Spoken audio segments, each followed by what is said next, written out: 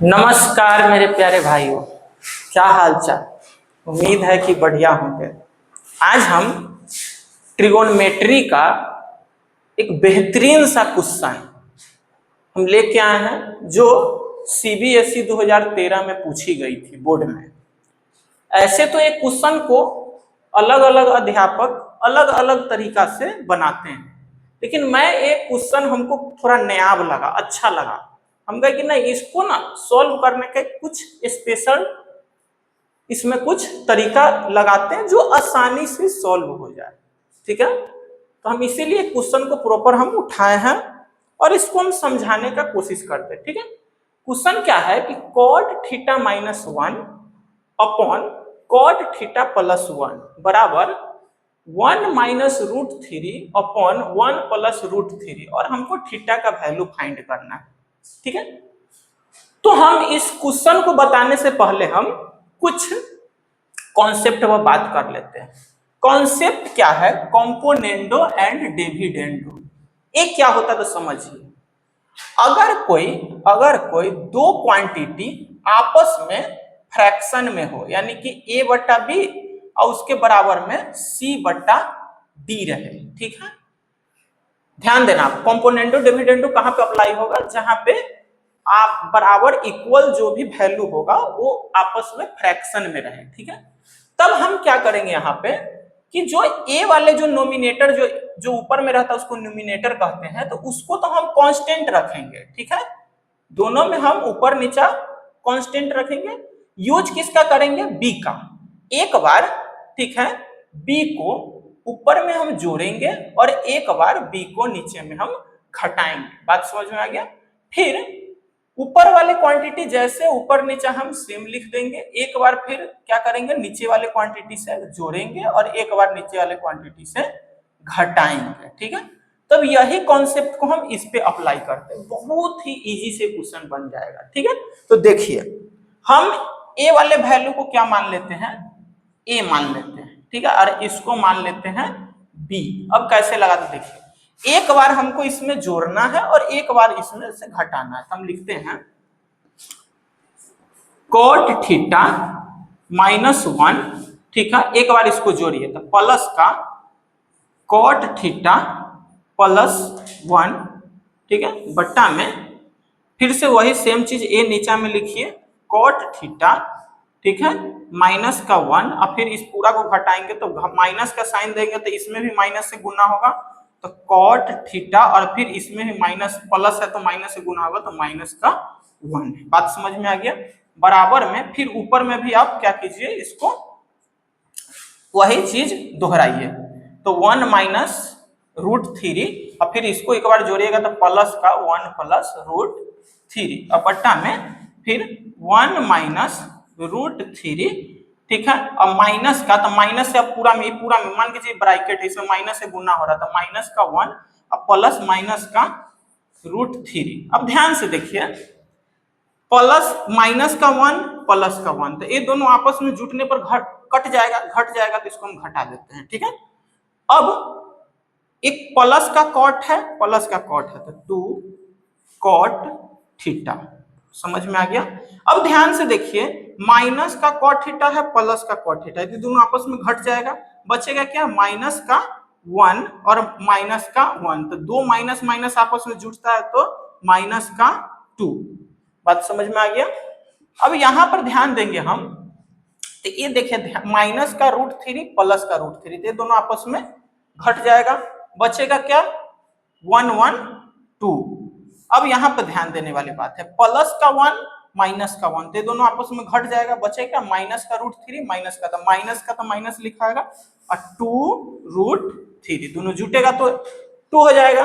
अब ध्यान से देखिए, बराबर में है और बट्टा में भी, तो माइनस से माइनस कट के प्लस हो जाएगा। ठीक है, ए 2 से ऊपर नीचा 2 से कट जाएगा, ए 2 से ऊपर नीचा कट जाएगा, तो यहाँ से हमको वैल्यू क्या निकल के आएगा? Cot theta is equal to कितना? 1 बटा रूट 3, और कितना का वैल्यू 1 बटा रूट 3 होता है?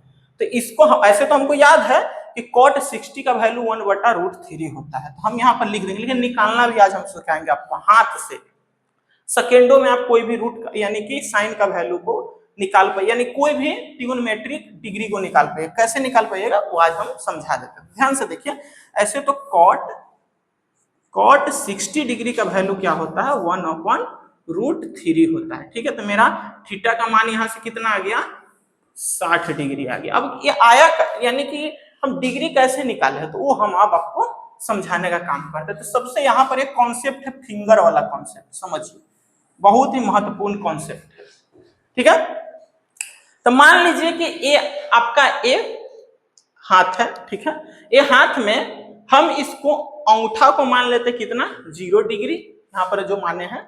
इसको मानते हैं 30 डिग्री, इसको मानते हैं 45 डिग्री, इसको मानते हैं 60 डिग्री, इसको मानते हैं 90 डिग्री। ठीक है, याद रखिएगा, अंगूठा वाले उंगली को 0 डिग्री, उसके ऊपर वाले को 30, उसके ऊपर वाले को, बीच वाले को 45, उसके बाद वाले को 60 और सबसे लास्ट वाले को 90। अब देखिए यहाँ से अगर जो हमको साइन थीटा का वैल्यू निकालना है, यानी कि साइन कोई भी चीज का, साइन थीटा का, तो क्या कॉन्सेप्ट है समझिए। रूट के अंदर में बिल्लो फिंगर, किसको, बिल्लो फिंगर, BELLOW, बिल्लो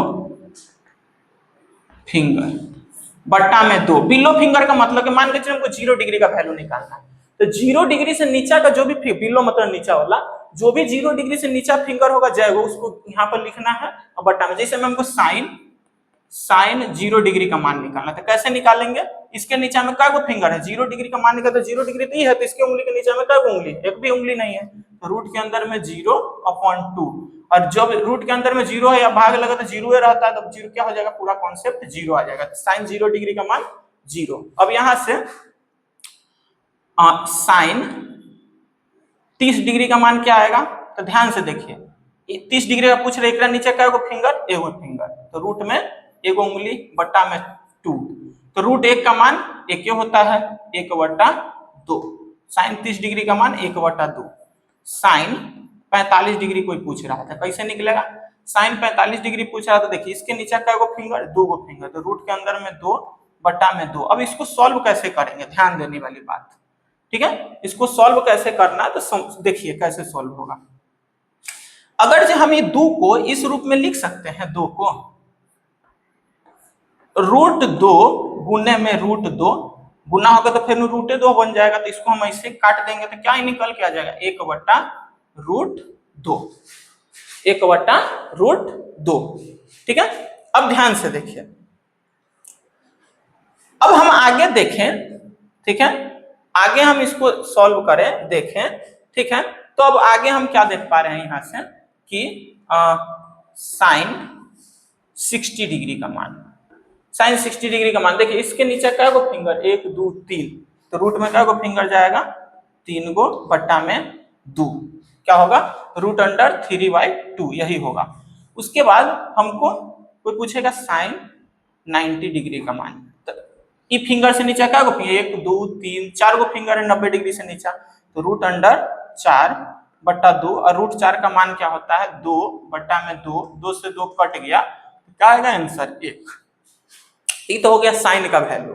बात है, अब कॉस का वैल्यू निकालना, तो कॉस का क्या फॉर्मूला होता है वो भी बता देते हैं। अगर ये कॉस का कोई पूछेगा तो हम कॉस थीटा का निकालने के लिए क्या होता है, रूट अंडर में एभव फिंगर, हम नीचा वाला फिंगर ले रहे हैं, तो अगर 0 का पूछेगा तो ऊपर वाला फिंगर लेंगे, तो यानी कि एभव यानी कि एभव फिंगर अपॉन में 2, यानी कि ऊपर वाला उंगली और बट्टा में 2 से हम लगाएंगे तो हमारा सारा वैल्यू निकल, जैसे इसको निकाल